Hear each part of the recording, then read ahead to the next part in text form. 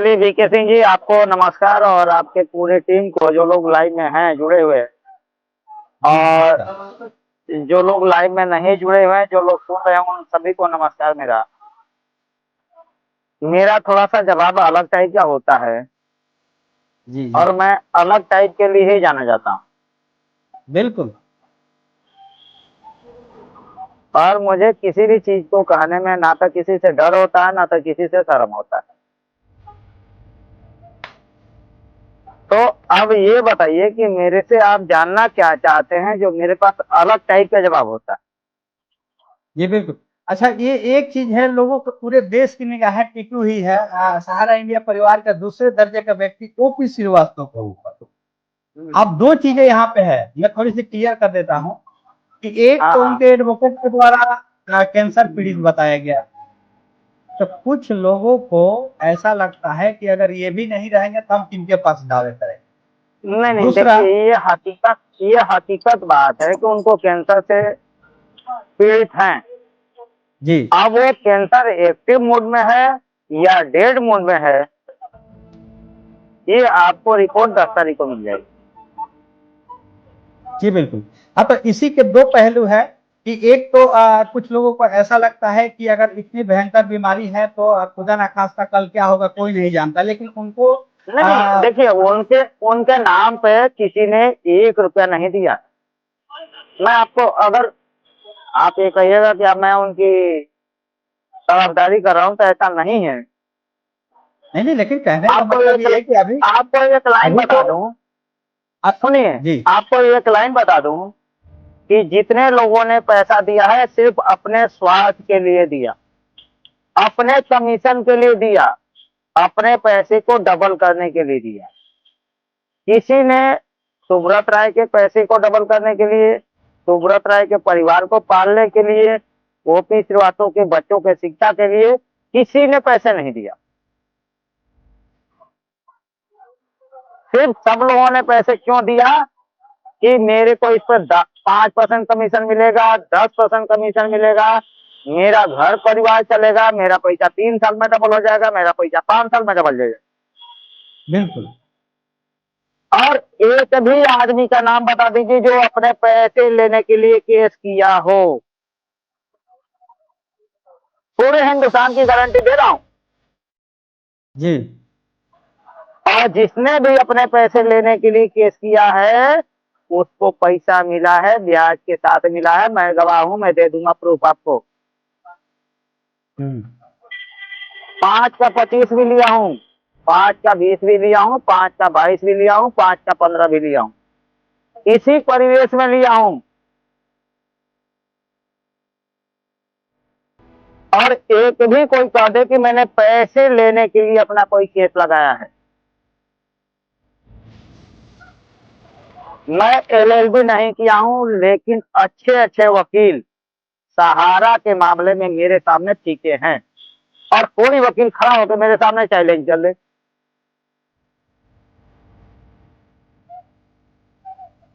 एक भी आदमी, जो देखिए, जो सिस्टम बना हुआ है, संविधान में सिस्टम बना हुआ है, हमारा सिस्टम नहीं बनाया हुआ है, संविधान में सिस्टम बना हुआ है।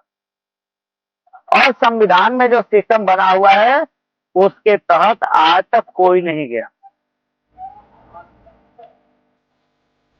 कि पूरे देश भर में जो एफआईआर हुआ है उसी के तहत तो हुआ है ना, कोई अलग थोड़ी हुआ है। अच्छा अच्छा, यही बताइए, एफआईआर अपने किस लिए कराते हैं?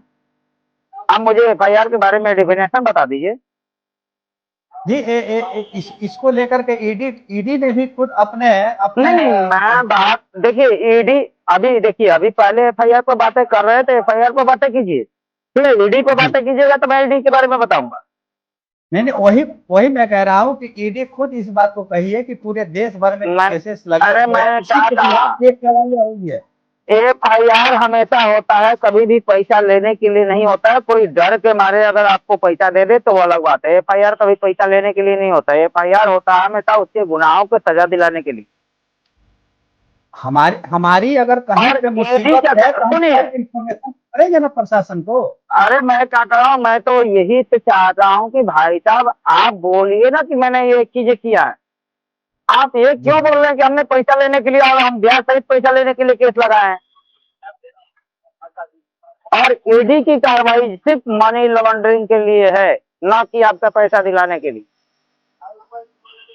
अब ये अलग बात है कि ED ministry of home affair के अंदर आती है और मिनिस्ट्री ऑफ होम अफेयर का जो मंत्री हैं उन्हीं के पास सहकारिता विभाग भी है।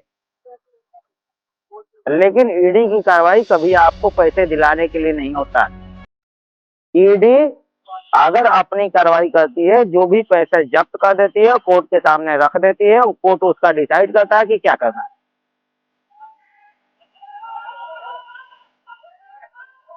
तो वही रास्ता, तो वहीं से घूम फिर के रास्ता तो फिर वहीं कोर्ट के पास जाएगा। ना ना अब नहीं, अरे मैं क्या कर रहा हूँ, आप फिर कैसे कह दिए कि हम पैसा दिलाने के लिए केस लड़ रहे हैं। आप जिसको भी पैसा दिलाने के लिए केस लड़ना होता है वो सिविल में जाता है, और सिविल के जो प्रक्रिया है, कंज्यूमर फोरम है, रिकवरी सूट है और रिट याचिका है। ये तीन के अलावा ईडी और सीबीआई का केस पैसा दिलाने के लिए नहीं होता है। ईडी सिर्फ जांच करती है कि आपने पैसा तो लिया, लेकिन उस पैसे को गलत जगह आपने इस्तेमाल किया।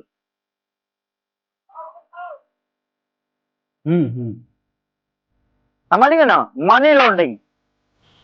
ईडी का काम है मनी लॉन्ड्रिंग, यानी पैसे को लेके आप एक जगह से उठा के दूसरे जगह आपने लगाया और जिसमें आपको अपना फायदा ज्यादा दिखा, इसलिए आपने लगाया।